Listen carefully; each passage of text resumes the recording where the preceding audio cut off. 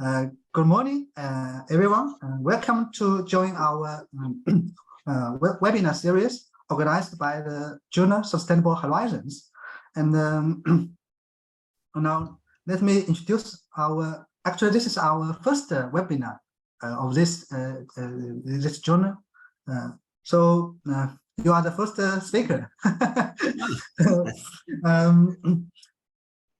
And today we have actually two platforms for the live broadcasting. First is this Zoom platform, and another is the WeChat platform. So there may be many audience in that platform, so they get used to that platform.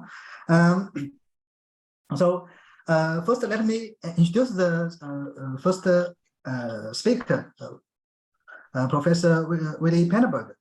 And he is a senior researcher at the National Institute of the Public Health and the Environment in the Netherlands, and also a professor at the Leiden University. And he leads a research group in the area of environmental toxicology and biodiversity.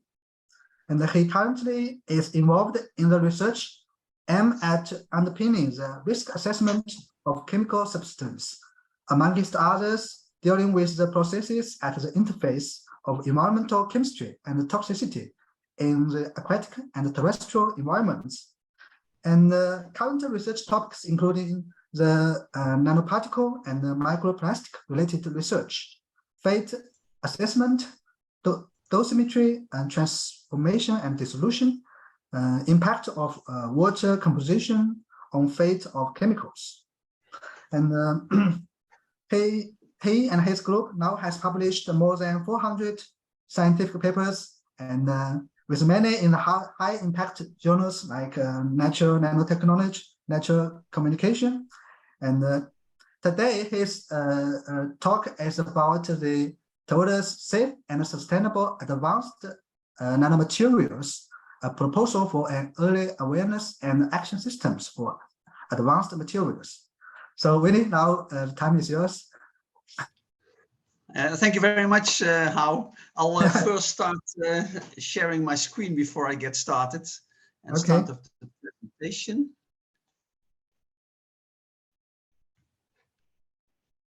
Can you see my screen now, or? No.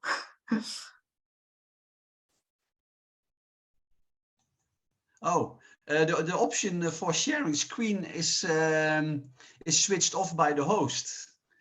That's could someone switch on the option of sharing my screen? I'll try again. 对，看看主持人，请打开一下那个他的共享屏幕的权限。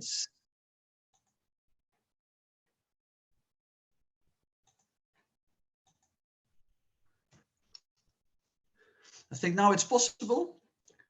Okay, yeah. And now it's okay. You see my screen, I hope. Yeah. And then I'll go to PowerPoint.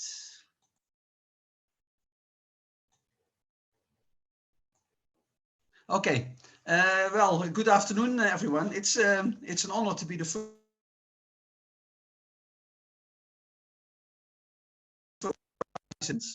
And I would like to thank Hao very much for the very kind introduction. And his introduction also means that I don't have to repeat what is shown here on this slide. Well, the title of the presentation is Towards Safe and Sustainable Advanced Nanomaterials. And that will be the first part of the presentation. And the second part will be on a proposal on how to assess possible safety and sustainability issues of advanced materials. Okay. The contents of the seminar will be actually split in two. The first part will be on advanced materials, giving an introduction on what care about them in terms of safety and sustainability problems. And then I would like to present a system or an approach that we have developed for early identification of possible issues with regard to the safety and sustainability of advanced materials. And what I will do is tell a little bit more about the scope of the approach, the aim and the target audience, also explain the stepwise approach and how to use the output of this system. Now, to get started, materials, they are key to solving global challenges. And as you all know, there are at this moment many global challenges. Some of them have been indicated here, like we have now problems with regard to agriculture, feeding the increasing world population, for instance, is a big problem. There are increasing problems with regard to health and nutrition, also with regard to energy and resources, consumer goods, transportation, electrical equipment and electronics, who are more and more getting advanced, and we need more and more of them. And also there are new problems with regard to construction and housing. And what all these global challenges have in common is that chemistry is the enabler to meet the current and future needs with regard to each of these issues. And if we look at the projections of what the world looks like by 2050, then we already know that by 2050 there will be 10 billion people on the planet, and 70% of the world population will live in cities. And also we do know that there will be 35% more primary energy consumption and 30% more food is needed. So these are enormous challenges, and on top of this, we also want to be CO2 neutral by 2050, and I think in China it is 2060, which is also a challenge which calls for new materials to support us in meeting all these challenges. And well, chemistry and materials, they are key to solving some of these global challenges. And some of the examples are already presented by industry. And an example I've given here for each of the different global challenges that can be identified. And if we look at agriculture, an example of a new, well, it's not by per se advanced materials, but more and more biodegradable mulch films are being produced by industry. And those films, they are fully biodegradable. They require that less herbicides is needed for certain crops. Also less water is needed. And the productivity of the agricultural system in which the biodegradable mulch films are applied, it is increasing. So this is helping to solve, to a certain extent, the future problems with regard to food production. Now, if you go at other examples, for instance, the second one is on health and nutrition, where industry is now able to prepare, to produce sustainable packaging materials. And those materials, they make that less food is lost, they take care of nutrient preservation, and they are compostable. So they also are sustainable in that sense. Now, the same can be said from the problems or the challenges with regard to energy and resources. Here, more and more research is done with regard to catalysts and batteries. And because of new generations of catalysts and batteries that are now being developed, we are going to a reduction of emissions of energy and resource related chemicals. The catalysts and the batteries, they take care of a higher efficiency, and more we're able to apply renewable energy. Now, the same can be said for the other examples, the other global challenges shown here: consumer goods, transportation, electrical and electronics, and construction and housing. And for instance, to end off with the last global challenge with regard to sufficient housing and optimizing construction, their industry is, for instance, producing advanced insulation.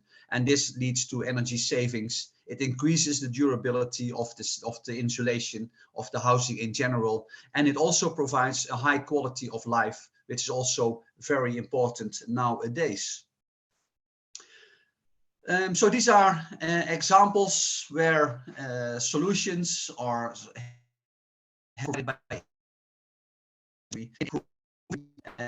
well, in solving some global challenges. And this is done by using or by developing more and more advanced materials. And at the moment, there is an enormous amount of new and advanced materials that are being investigated or being researched or even brought to the market. And it is very difficult to have an overview of the advanced materials that are more and more being prepared or being synthesized. And the Umweltbundesamt, which is the German institution that is taking care of risk assessment in Germany as one of the tasks, has proposed a structure for the different groups of advanced materials in June 2020 already. And what they do is that they distinguish 8 different classes of advanced materials.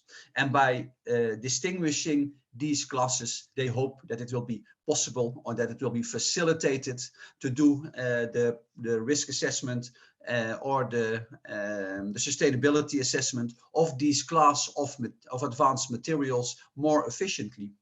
And what they distinguish are, first of all, biopolymers, which are advanced materials based on DNA, RNA. This class includes proteins, sugars, and lipids. Composite materials, they are very important, and a lot of research is done in industry at the moment with regard to composite materials. And they can be at the macroscopic scale of importance. They can be hybrids, and also they can be composites that are fiber or particle reinforced materials. Thirdly, the Umweltbundesamt, UBA, distinguishes porous materials, also at different scales, micro, meso, macro porous. Metamaterials are distinguished, which can be we can have electromagnetic properties or acoustic properties, for instance. Apologies. Then more complex particle systems are distinguished as a new class of advanced materials, and these include quantum dots, supraparticles, nanoflowers, so very fancy structures, and also graphene is considered an advanced material as a particle system. Then the 6th group of advanced materials are advanced fibers, and they can be organic-based, carbon-based, inorganic ones. And then advanced materials are the next class, and those advanced polymers, they are the next class. They can, amongst others, be electroactive, magnetoactive, so active in a magnetic field. They can even be self-repairing, and they can consist of copolymers, which is a group of advanced materials that's also receiving more and more attention of researchers and of industry. And then finally, advanced alloys, which are mixtures of metals, can be mixtures of metals and organic constituents. They're also the final general class of advanced materials. Now, this system, or this distinction of different classes of advanced materials, it is hoped, as I said, to help in assessing future risks or future possible risks of advanced materials. And an example of a advanced material that is, well, it's not yet considered to be a risky material, but it's getting attention because it's a new material which has different properties, and it might also have a different risk profile. So there is a little bit of concern that this material might have risks that we are not aware of yet. Now, the example is a nanocarbon metal hydride, which is now developed for use in the energy sector to optimize the harvesting of for solar energy, for instance. And what the material does, it is a composite material which consists of a metal and a graphene-based organic component. And what it does is, amongst others, that the energy levels within the metal, they are changed at the interface of the carbon part of the molecule of the material and the metal interface. What happens is that, amongst others, a new built-in electric field is generated, and also in some of these materials a local electromagnetic field is generated. And these fields are very small, perhaps small is not the right word, but they're not very strong fields. And so they do have, they induce different properties of this material. And also because of these electric fields and electromagnetic fields, they might have new risks for biota. And also thirdly, what they do, as indicated here, is that they modify the fluorescence resonance energy transfer.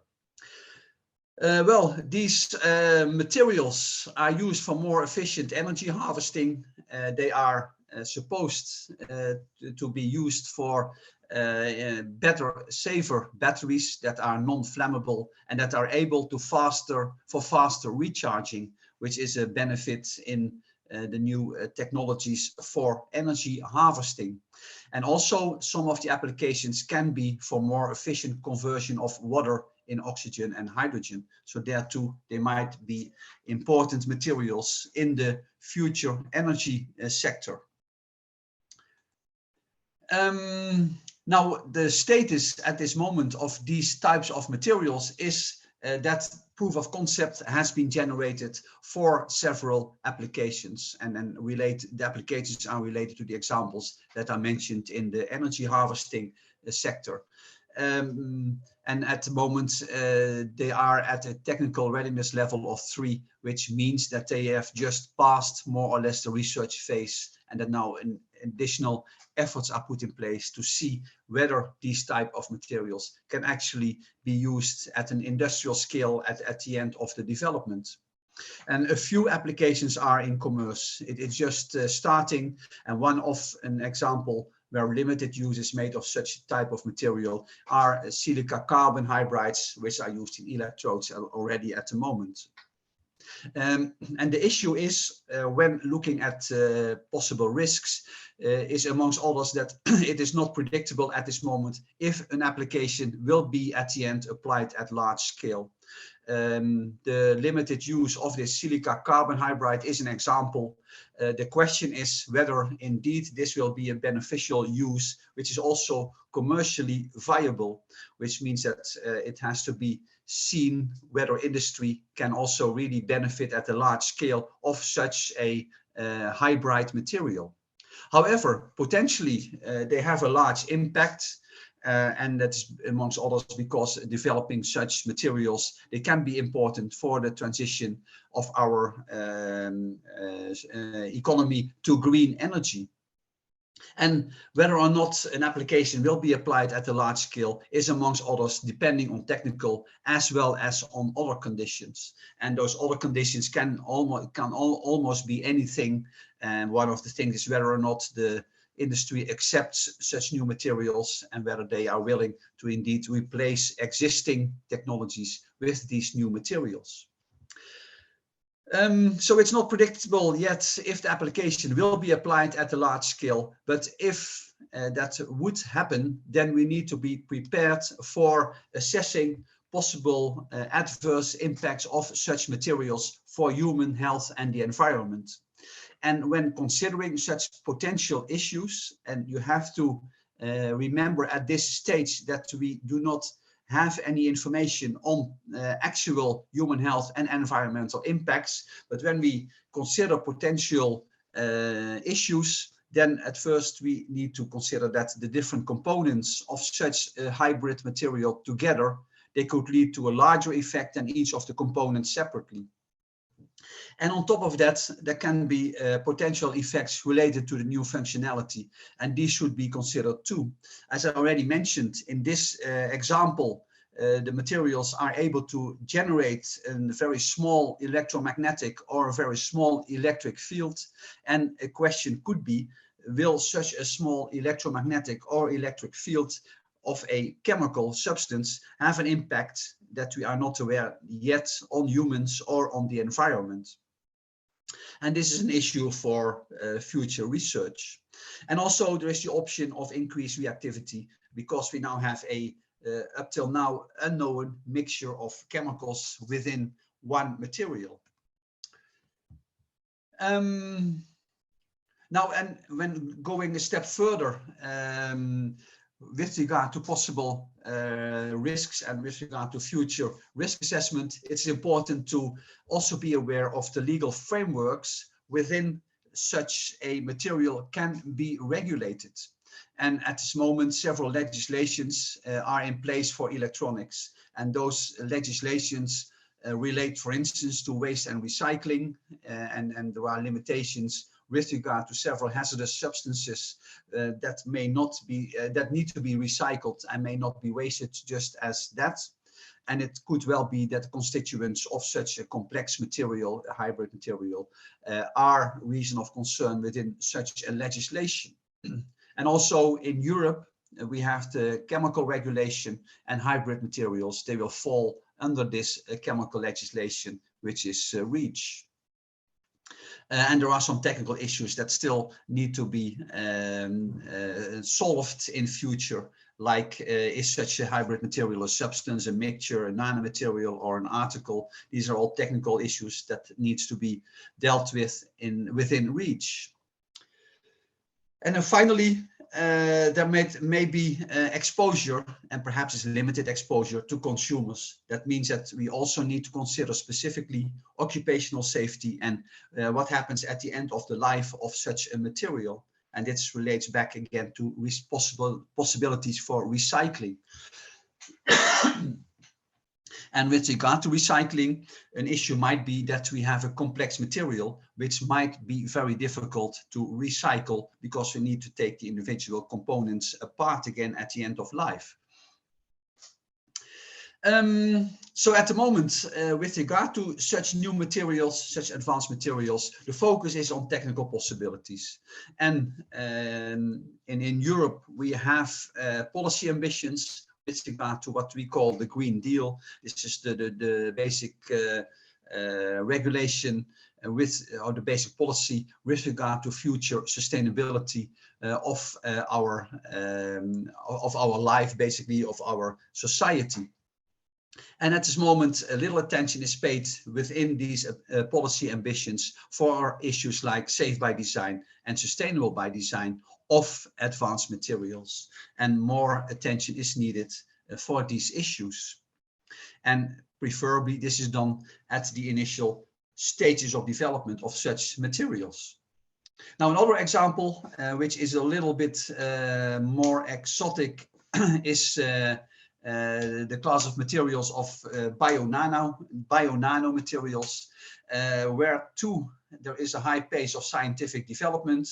There is a conversion of technology, so more and more technologies enable the production of bio-based or bio-nanomaterials. But the problem is that there is not a real definition. And bio-nano, as currently considered, they are biological molecules that are used to design and develop complex structures at the nanoscale for a specific functionality. And some of the structures are illustrated here, and they are called something like DNA origami, RNA origami. It can also be designed protein structures. So in all cases, they are biological materials. And they can also be used as construction material at the nanoscale. It is important to realize that such biological molecules, such advanced biological molecules, are not carriers of genetic information. And some of the applications, the potential applications are shown here, and an application that is already under development in the research phase is that a cube is produced or synthesized that consists of DNA origami, which is like a box in which can be filled with, for instance, a medicine, and that medicine is then released at a suitable moment after dosing in a human. And it is possible to modify the outside of such a cube with functional groups to improve its distribution, so that the DNA origami, the cube, can be transported to a certain part within the human body, and there the medicine is released because more or less the lid of the box, it is opened.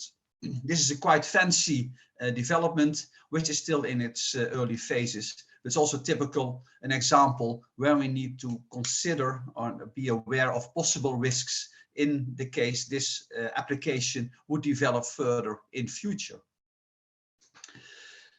Well, some conclusions with regard to these examples. We need to realize, first of all, that such examples or such applications like the bio-nano application are still at an early stage of development. And most of the research is technology oriented, and we do not have yet any mentioning or any consideration of issues like circular economy, safe by design, and life cycle assessment. And little attention is paid in this respect to potential adverse effects of such advanced materials in future. And then a lot of questions can be asked with regard to safe innovation, the safety of these materials, and the safe by design. And what is important is, first of all, the issue that we need to balance the safety and the functionality. And this applies not only for bio or bio-nano applications, but it applies for basically any material in general, that we need to consider, on the one hand, the advances with regard to functionality. And I've mentioned the different advanced functionalities in the beginning of this presentation versus the safety issues of such materials. And then safety issues, there can be many, and then safety issues can be, are such materials taken up? And what about their effects? So first screening is needed. But also it's needed to already think, and this is shown on very bottom of this slide, is to think about the development of suitable test methods for assessing the potential effects of such materials for humans and the environment. Well, one step back, which is more or less a summary of advanced materials, and then three issues are of importance, which is why do we develop them? Why do we need them? What are they and how are they made? And some of these topics are shown here. So they do have the potential for exceptional properties, and that can be mechanical, electric, optical properties, magnetic properties, which are all new. Some of them are active materials. Some of them are advanced composites. They are all, overall, they are very complex with regard to the different types of advanced materials that can potentially be produced and that are still under development at the moment, and they are made by a rational design with a precise control of the composition and internal structure, or they are transformed through advanced manufacturing techniques. So this is really a step forward in advancing our society, and still the question is, what about possible impacts? Now, an issue is that there is no definition of advanced materials, and that's also why the German UBA made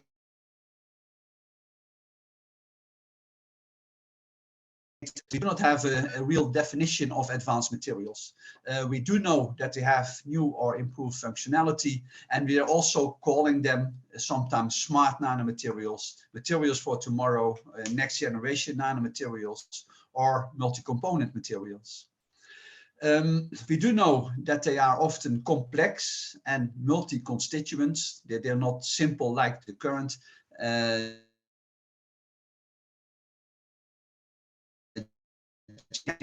they contain or consists of nano-sized materials.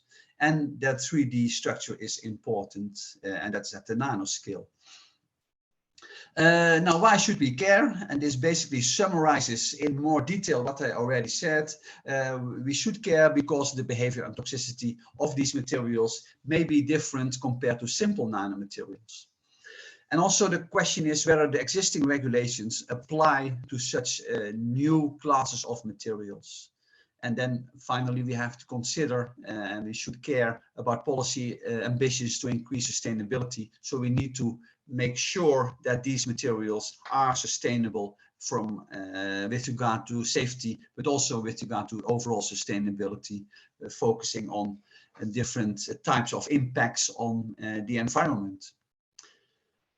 Now the question is how to address these issues, and what we did at RIVM jointly with some other risk assessors in Europe is that we developed an approach or a system to address the issues that I just mentioned. And the system is called Early for ATMA, which means that it's a system that in an early stage of development of advanced materials might call for attention for possible adverse effects of advanced materials.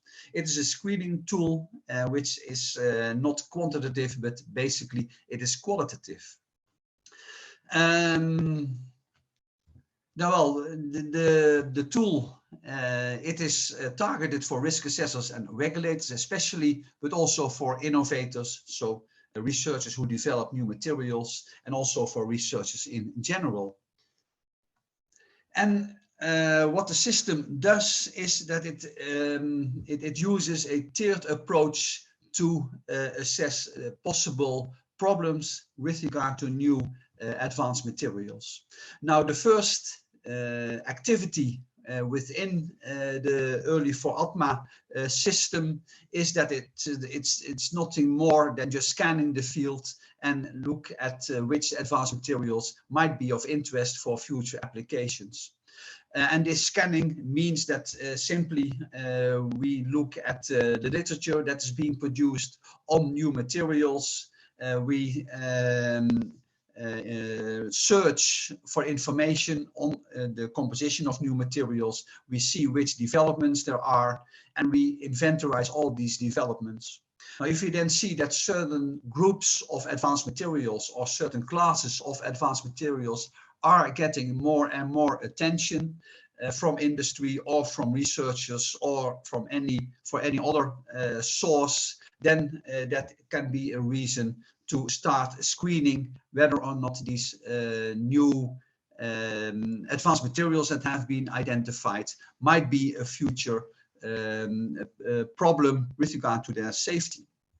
And that's done in step 2. Once we've scanned the field and we have identified some new advanced materials, then we start screening those materials. And then basically what is done is that there is a system in which we simply ask an expert who's dealing with the system whether or not such an advanced material is likely to be of importance for the future.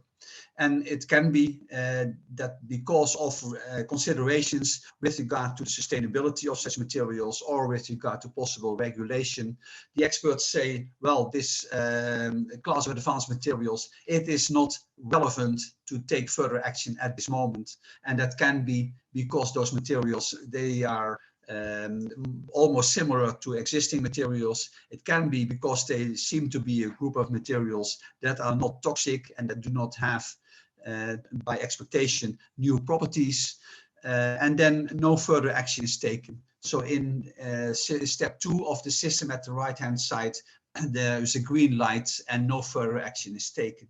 But also it's possible that it is decided by the expert that the advanced materials might be relevant, possibly or for sure, and then a red flag is raised, then already it is considered that there might be issues with regard to sustainability or with regard to toxicity of these materials.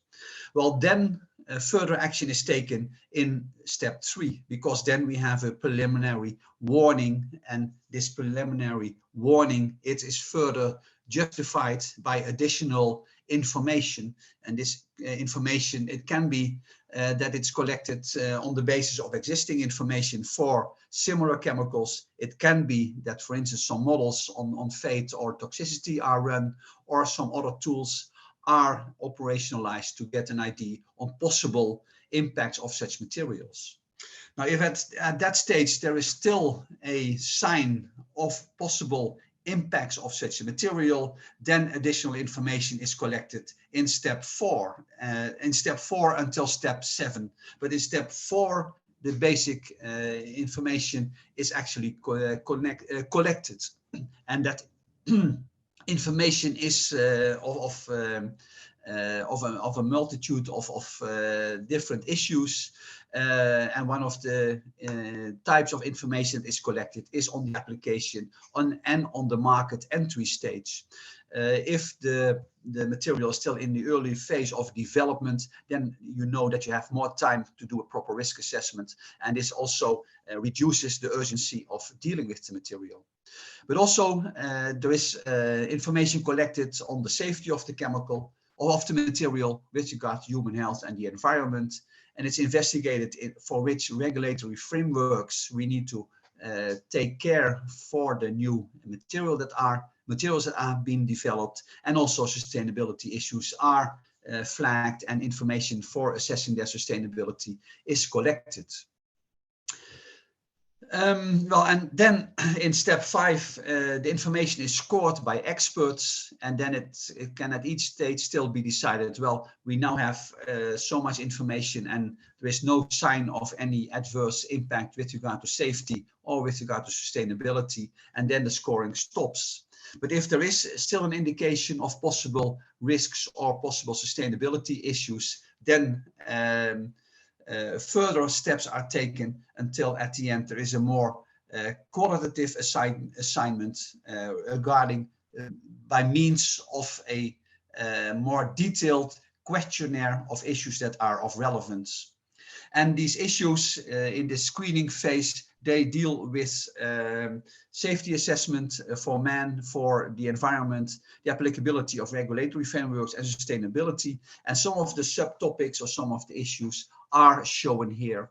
And the information that is collected deals with, for instance, the physical chemical properties of the material, the hazards, the kinetics, but also it deals, for instance, with the raw materials that are being used and the resources, but also how to deal with the end of life, at the end of life of the materials, and issues like recyclability and reusability are considered at this stage.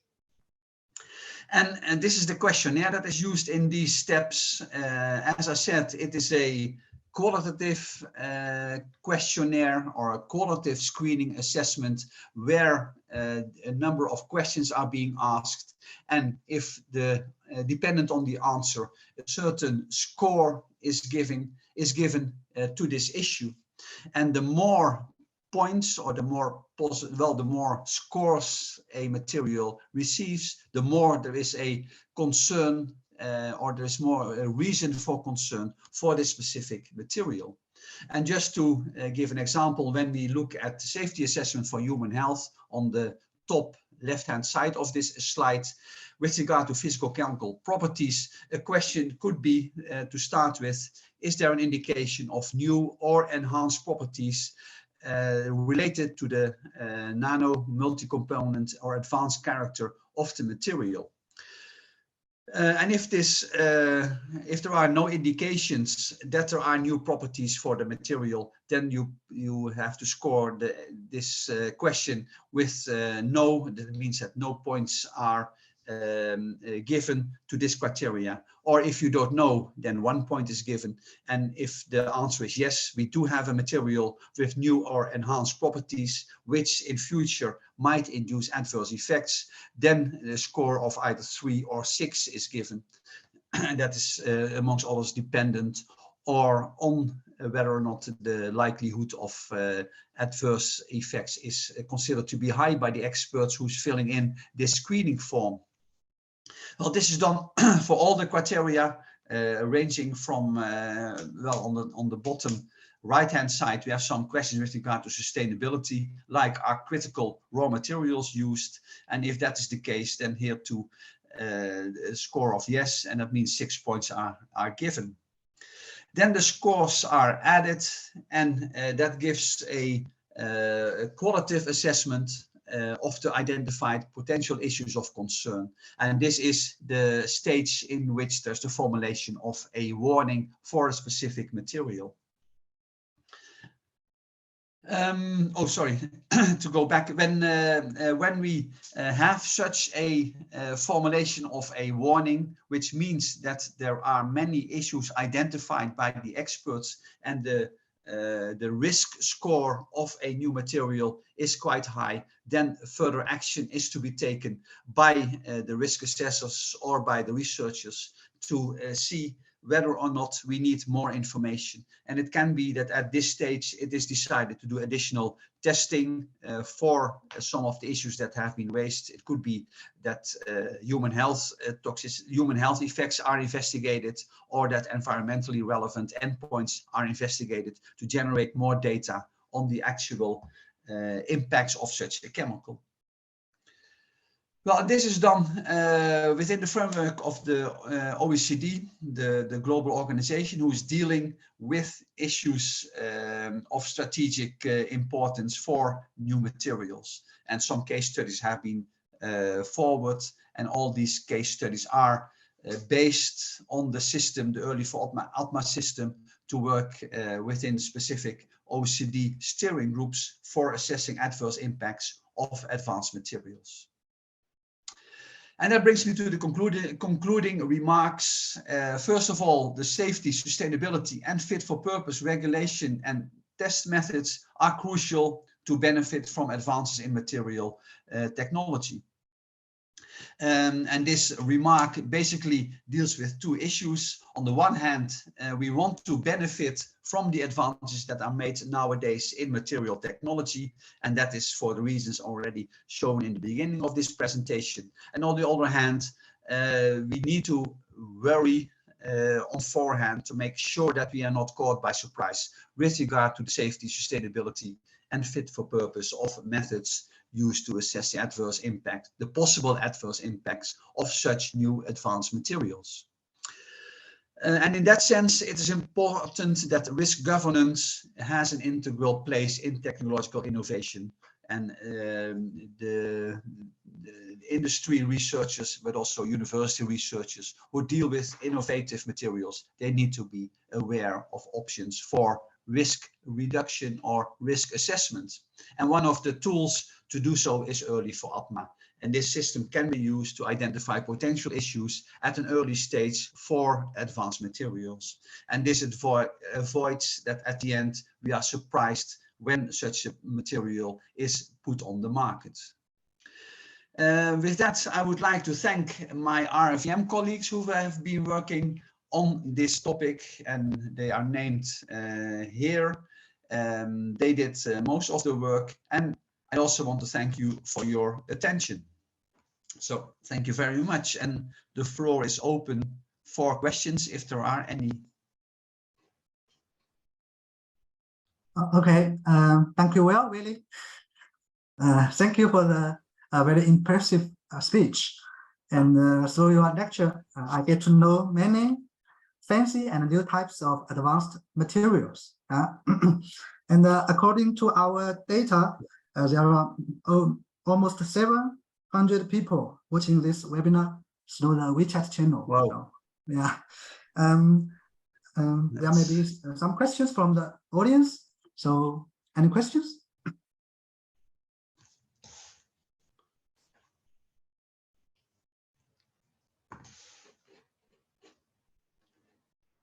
Maybe, are there any questions from the audience in the Zoom?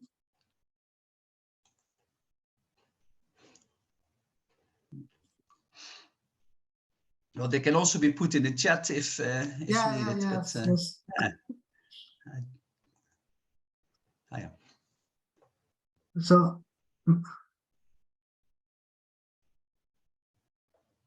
the first question is the warning system. Will you consider different levels of the environmental exposure, indoor and outdoor, in air, in soil, and in aquatic? Yeah. The question is, the answer is yes, because one of the parts of the system is that it identifies the fate of the material. And so for the outdoor environment, it will identify what will be the compartment in which a specific material is expected to end up. And for the distribution between indoor and outdoor, we look at the applications of the material. it does make a difference whether, for instance, a material is applied as a coating on the outside of a house or a building, or if it's applied indoor, where you are more likely to have indoor exposure of humans. And in the other case, when it's applied on the outside of a building, then you will likely not have exposure of humans, or very much reduced exposure. And that is all taken into account, so that the possible applications, they are considered immediately after the start of the system. Okay, I see this. The second question is yours risk assessment framework free for everyone to use it? Yeah, it is. If I understand well, the presentation is available, and the references to the system, they are included in the presentation. So I've included some links that bring you directly to the system, so the website where the system can be inspected. And that's amongst others the list of the questionnaire with the different issues, and also the underlying reports. They are also available. Okay. Through your slides, I saw the composite material like the nano, carbon, and the metal hybrids. That's my question now, really. So, so how to do the toxicity test with this kind of materials? And how to distinguish the toxicity contribution of different parts of this composite material? Yeah, that's a very good question.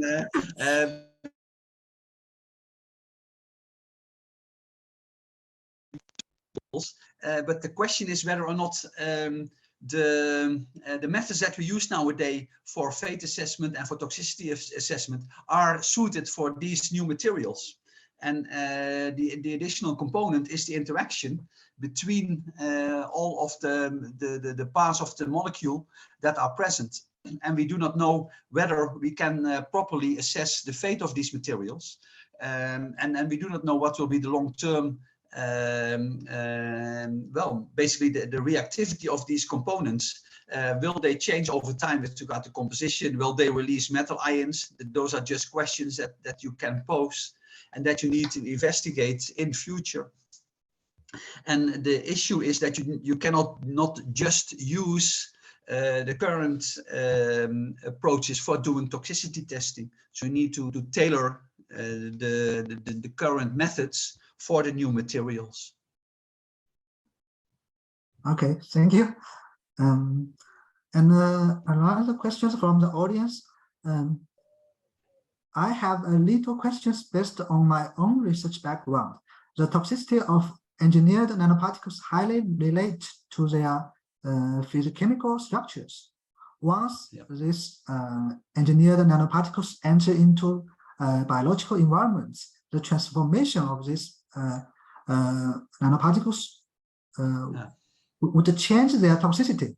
I'd like to know how can we distinguish the toxicity arising from particles itself or transformed particles, and whether there was some advanced technology to realize it. Yeah, yeah, that's also a good and difficult question, because what you have here typically is that two things happen at the same time. So one is the transformation of the material, which means that you will have more than one material in your system or inside the organism, and also what is important is that the toxicity in itself, it will change over time because of the modified structures. And it's difficult to separate those two processes. What we often do in the case of relatively simple metal nanomaterials, for instance, is that we only look at the release of metal ions, and then we do a control experiment in which we check or in which we quantify the toxicity of such ions, such metal ions. But in case of more complex materials, this will not be sufficient, and you will have to look at the transformation products that are being formed upon entry of a biological environment.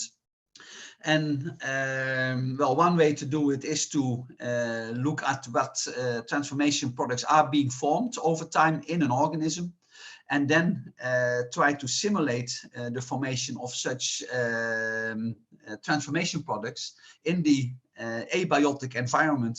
And this could be, for instance, by mimicking the conditions inside an organism, like you can mimic the composition of a gut system and then do a simulation test with the in which you use a medium with the same composition as the gut. That's an example. And then you can also do the toxicity test with the modified material, because that will give you the opportunity to induce a transformation of the material and then do a toxicity test. So that will allow you to distinguish the toxicity arising from the particle itself and from the toxicity induced by the transformed particles. So overall, the answer would be that you do three things. One is assess which transformation products are being formed inside an organism. You try to mimic the formation of these transformation products in an abiotic environment, like mimicking the composition of the gut, and then determine the toxicity of the transformation product separately.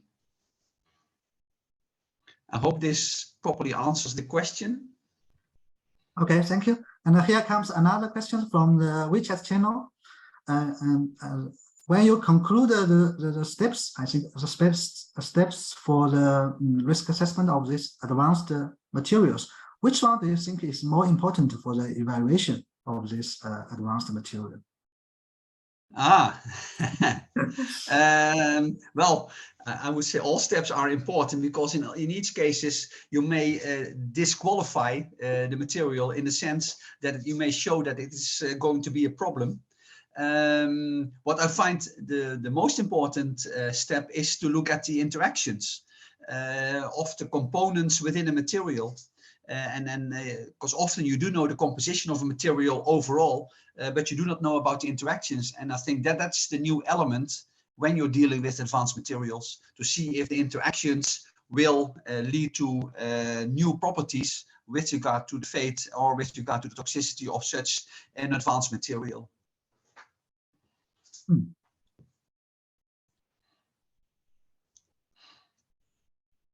Any more questions?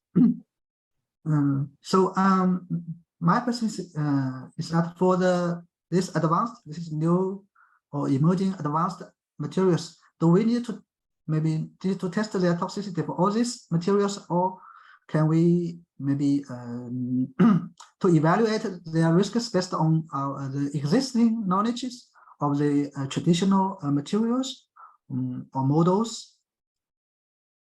Yeah, I think, and that's also why the German UBA, they made it the system for distinguishing advanced materials, is that we try to optimally use the current information that is available for each class of advanced materials as much as possible. And that should always be the first step, that we inventorize what information do we have on similar materials, and then the materials that look as much as possible the same as the advanced materials that we are dealing with. So that would be the first step, make a distinction between the different classes of advanced materials, and then use the available data as efficiently as possible. And that can lead to a conclusion, and that was with the red, orange and green lights. It can lead to the conclusion, well, this class of materials, it's not harmful because we have done so much research and we have found no signs for toxicity. But it can also be that we decide, well, we have a lot of information and we always see toxicity, so we need to worry about this material. Or it can be something in between, that you come to the conclusion, well, for this class of materials, we do not have much information, and we need to collect more information, whilst we have no indication that by definition this material will be extremely harmful. Okay, thank you. And maybe the last questions from the Zoom. thank you for your excellent report. I have a little questions about it. Although the rapid development of nanotechnology has brought great benefits to our industry and life, more and more evidence suggests that the accumulation of engineered nanoparticles in environments pose a potential risk to humans. So how to balance the potential benefits and the environmental risks of these materials? Yeah. That's also a good question. It's also very difficult to answer, because I think the key to this question is the balance of the potential benefits and the environmental risks. And what is typical is that you balance two fully different things. Because if you look at the potential benefits, they can be beneficial for humans. It can be, for instance, that the material is beneficial for human health, because it's a very effective drug, for instance. But it can also be for economic reasons, that there is a high economic benefit of a new material, because society can make a lot of profit, or a company can make a lot of profit, or there can be other benefits, and you have to balance these benefits with environmental risks. And it's very difficult, if the benefit is, for instance, economic, it's very difficult to monetize, to put a negative value to environmental risks of nanomaterials. So it always means that if you do balancing, you have to, one way or the other, make the two things comparable. And that means that, for instance, in terms of costs, the potential benefits, they can often be expressed in money units, but it also means that you need to express environmental risks or human health risks in terms of money, in terms of financial value. And that is now more and more done within, for instance, life cycle assessment, where you put value to human life year. If you improve the quality of life and people live longer because of a beneficial impact of a new material, then you can say, well, it is the economic benefit of 1 year living longer. It can be 200,000 euros, and that has to be balanced with the environmental risk, or the benefit, the economic benefit of such a material. And for humans it is done, and it's now more and more also done for the environment. And that's difficult, because you need to monetize the value of a bird, or the value of a butterfly, or of a healthy ecosystem, and that is quite difficult. Okay, thank you, Willy. And I think the time is almost there, so I shall end here by thank you all for attending this webinar, and most of all, thank you, Willy, for this excellent speech. So thank you very much. Yeah. Thank you.